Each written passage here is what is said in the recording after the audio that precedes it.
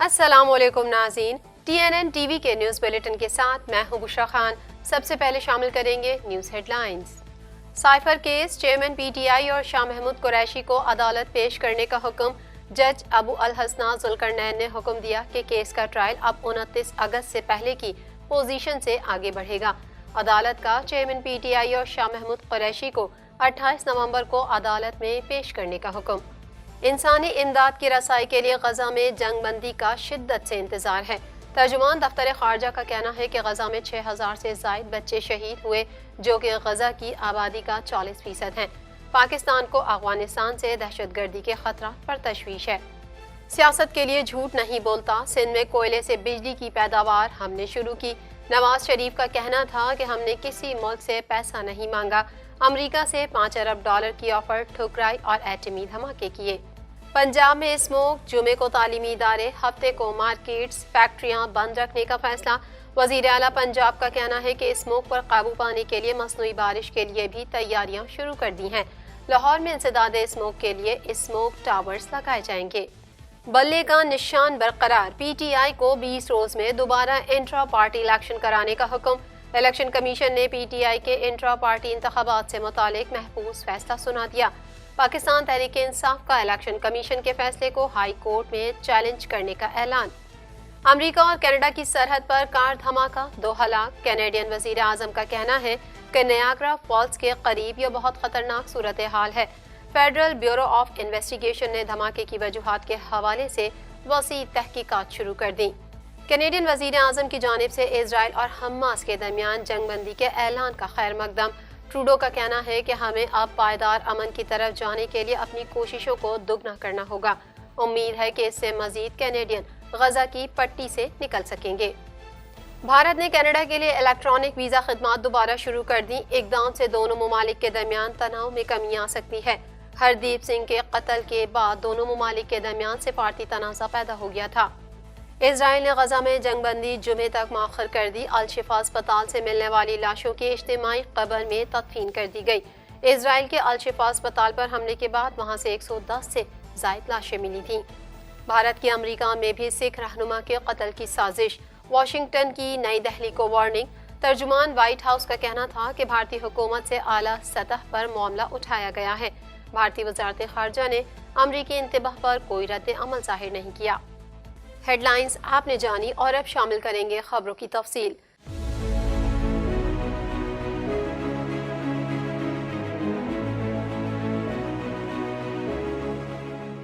1.25 کروڑ کی آبادی پر مشتمل کراچی میٹروپولیٹن سٹی میں صحت کے حوالے سے ہسپتال تو بہت، لیکن فزیو تھراپی سینٹر نایاب ہیں۔ الحمدللہ ہم نے اس کمی کو پورا کرتے ہوئے گلستان جوہر میں زبیداس فزیو تھراپی سینٹر کا آغاز کر دیا ہے۔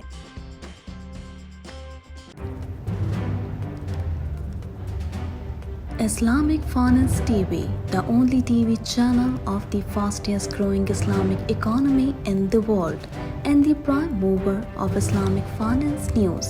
Follow us on our social media handles and watch our reports and educational program at www.islamicfinancetv.com. For advertisement, please contact us at islamicfinancetv@gmail.com.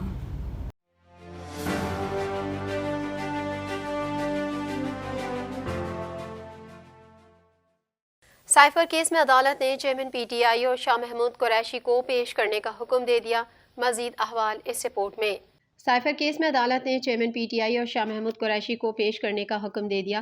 Official secret act خصوصی عدالت میں جج ابو الحسناء محمد ذوالقرنین نے چیئرمین PTI اور شاہ محمود قریشی کے خلاف کیس کی سماعت کی، جس میں شاہ محمود قریشی کے وکیل علی بخاری، خالد یوسف عدالت کے سامنے پیش ہوئے۔ اسلام آباد ہائی کورٹ کی جانب سے سائفر کیس میں جیل ٹرائل کالعدم قرار دیے جانے کے بعد جوڈیشل کمپلیکس میں یہ کیس کی پہلی سماعت تھی۔ چیئرمین PTI اور شاہ محمود قریشی کے وکلاء علی بخاری، تیمور ملک اور خالد یوسف عدالت میں پیش ہوئے۔ جج ابو الحسناء محمد ذوالقرنین نے وکیل علی بخاری سے مکالمے میں کہا کہ بخاری صاحب، آپ کے لیے تو بڑی کامیابی ہوئی، جس پر وکیل علی بخاری کا کہنا تھا کہ جی ہم تو پہلے دن سے کہہ رہے تھے۔ عدالت کا چیئرمین پی ٹی آئی اور شاہ محمود قریشی کو منگل کو عدالت میں پیش کرنے کا حکم دیا ہے۔ جج ابو الحسنان محمد ذوالقرنین نے حکم دیا کہ کیس کا ٹرائل اب 29 اگست سے پہلے کی پوزیشن سے آگے بڑھے گا۔ دوران سماعت عدالتی عملے نے ہائی کورٹ فیصلے کی کاپی عدالت کو فراہم کی، جس کے بعد عدالت نے chairman P T I Imran Khan اور وائس چیئرمین شاہ محمود قریشی کو منگل کے روز عدالت میں پیش کرنے کا حکم دے دیا۔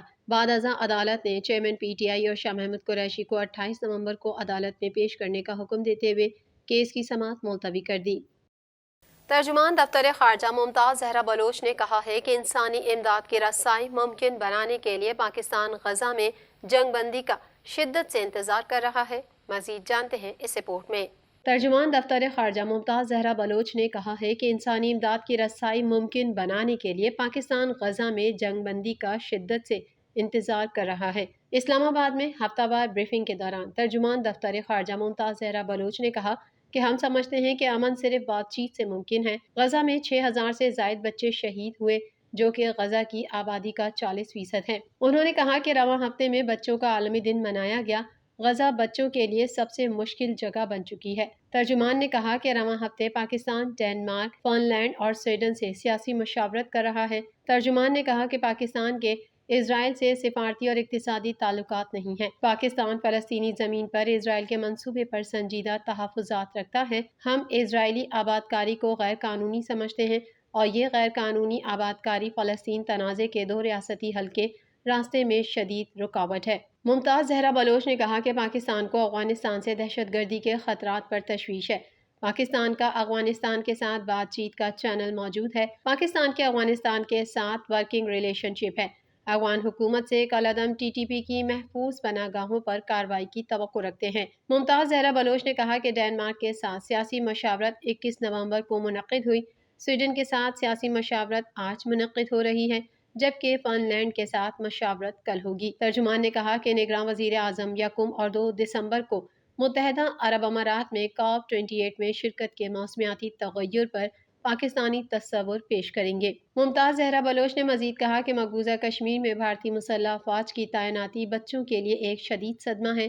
ترجمان نے کہا کہ تصدیق کرتی ہوں کہ پاکستان نے باضابطہ طور پر برکس میں شمولیت کی درخواست دی ہے۔ پاکستان نے یہ فیصلہ جوہانسبرگ میں برکس سے متعلق پیش رفت کا جائزہ لینے کے بعد کیا۔ امید کرتے ہیں کہ برکس کی طرف سے ہماری درخواست پر عمل کیا جائے گا۔ مسلم لیگ نون کے قائد نواز شریف نے کہا ہے کہ میں سیاست کے لیے جھوٹ نہیں بولتا۔ سندھ میں کوئلے سے بجلی کی پیداوار ہم نے شروع کی۔ مزید احوال اس رپورٹ میں۔ مسلم لیگ نون کے قائد نواز شریف نے کہا ہے کہ میں سیاست کے لیے جھوٹ نہیں بولتا۔ سندھ میں کوئلے سے بجلی کی پیداوار ہم نے شروع کی۔ سابق وزیر اعظم نے ورکرز کنونشن سے خطاب کرتے ہوئے کہا، میرا مری کے بھائیوں اور دوستوں سے مضبوط رشتہ ہے۔ آج یہاں پارٹی کارکنوں سے ملاقات کر کے خوشی ہو رہی ہے۔ مری میرا دوسرا گھر ہے، بچپن سے پسند ہے۔ مری کا حسن واپس آنا چاہیے۔ یہاں ترقیاتی کام ہونے چاہیے۔ قائد مسلم لیگ نون نے مزید کہا کہ 50 سال سے سن رہا تھا کہ سندھ میں کوئلے کی کانیں ہیں۔ ہم نے سندھ میں کوئلے کی کانوں میں کام شروع کیا اور اس سے بجلی کی پیداوار شروع کی۔ میں سیاست کے لیے جھوٹ نہیں بولتا۔ 20 سال کے نامکمل منصوبے ہم نے مکمل کیے۔ ہم نے کوئلہ نکالنا شروع کیا، بجلی کا کارخانہ لگایا۔ کوئلے سے ہزاروں میگا واٹ بجلی بنا سکتے ہیں۔ انہوں نے کہا کہ اسلام آباد سے مری تک بہت خوبصورت سڑک بنی ہے۔ ہم نے 11,000 میگا واٹ بجلی سسٹم میں شامل کی۔ محنت کر کے ملک سے لوڈ شیڈنگ کا خاتمہ کیا۔ ہم نے دن رات محنت کر کے قلیل مدت میں بجلی کے متعدد منصوبوں کو مکمل کیا۔ نواز شریف نے کہا کہ قوم کو دھوکہ دیں اور توقع کریں کہ اللہ معاف کرے گا، تو ایسا نہیں ہے۔ حکومت میں آنے کے لیے جھوٹ نہیں بولنا چاہیے۔ جھوٹ بول کر ووٹ لو اور پھر کچھ نہ کرو تو پھر اللہ کو بھی جواب دینا ہے۔ جو بات کہیں سوچ سمجھ کر کہیں اور پھر اس کو پورا کریں۔ انہوں نے کہا کہ ہمارے دور میں بھارت کے 2 وزرائے اعظم پاکستان آئے۔ ہم نے کسی ملک سے پیسہ نہیں مانگا۔ امریکہ سے $5 ارب کی آفر ٹھکرائی اور ایٹمی دھماکے کیے۔ صوبہ پنجاب میں اسموک کے تدارک کے لیے سافٹ اسموک لاک ڈاؤن لگانے کا فیصلہ کیا گیا ہے، جس کے تحت جمعے کو تعلیمی ادارے جبکہ ہفتے کو مارکیٹیں اور فیکٹریاں مکمل بند رہیں گی۔ مزید تفصیلات اس رپورٹ میں۔ صوبہ پنجاب میں اسموک کے تدارک کے لیے سافٹ اسموک لاک ڈاؤن لگانے کا فیصلہ کیا گیا ہے، جس کے تحت جمعے کو تعلیمی ادارے جبکہ ہفتے کو مارکیٹیں اور فیکٹریاں مکمل بند رہیں گی۔ نگراں وزیر اعلیٰ پنجاب محسن نقوی کی زیر صدارت کیبنٹ کمیٹی برائے انسداد اسموک کا اجلاس منعقد ہوا۔ اجلاس کے شرکاء کو اسموک کی موجودہ صورتحال کے بارے میں بریفنگ دی گئی۔ دوران اجلاس پنجاب میں اسموک کے تدارک کے لیے سافٹ اسموک لاک ڈاؤن لگانے کی تجاویز پیش کی گئی۔ ذرائع کے مطابق اجلاس کے دوران محکموں کی جانب سے جمعے کو تمام اسکول، کالجز، یونیورسٹیز بند کرنے کا فیصلہ کیا گیا ہے۔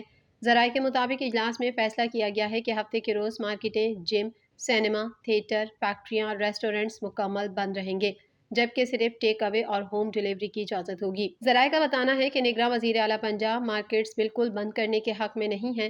اجلاس سے خطاب کے دوران محسن نقوی کا کہنا تھا کہ سڑکوں پر پانی کا چھڑکاؤ ڈبل کرنے کا فیصلہ کیا ہے۔ AQI لیول صبح میں زیادہ، دوپہر میں کم ہوتا ہے۔ مارکیٹیں رات تک کھولیں، کوئی حرج نہیں۔ اتوار کو تمام مارکیٹیں مکمل بند ہوں گی۔ انہوں نے کہا کہ ہم مارکیٹوں کو مکمل طور پر بند کرنے کے حق میں نہیں۔ جمعہ اور ہفتے کو مارکیٹیں دوپہر 3 بجے کھلیں گی، جبکہ اتوار کے روز مارکیٹس مکمل طور پر بند رہیں گی۔ نگراں وزیر اعلیٰ پنجاب کا مزید کہنا تھا کہ اسموک پر قابو پانے کے لیے مصنوعی بارش کے لیے بھی تیاریاں شروع کر دی ہیں۔ لاہور میں انسداد اسموک کے لیے اسموک ٹاورز لگائے جائیں گے۔ نگراں وزیر اعلیٰ پنجاب نے کہا ہے کہ 10,000 طلباء کو سبسڈی پر موٹر سائیکل دیے جائیں گے۔ سرکاری ملازمین کو بھی سبسڈی پر موٹر سائیکل دینے پر غور جاری ہے۔ اسموک میں کمی کے لیے مصنوعی بارش برسانے کے لیے بھی تیاری جاری ہے۔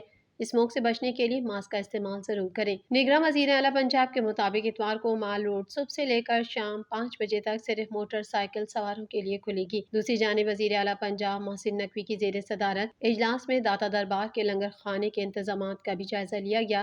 اجلاس میں بزرگان دین کے 9 مزاروں کی اپ گریڈیشن پر پیش رفت پر بھی بریفنگ دی گئی۔ داتا دربار پر عقیدت مندوں کے لیے 24 گھنٹے لنگر کا آغاز کر دیا گیا ہے۔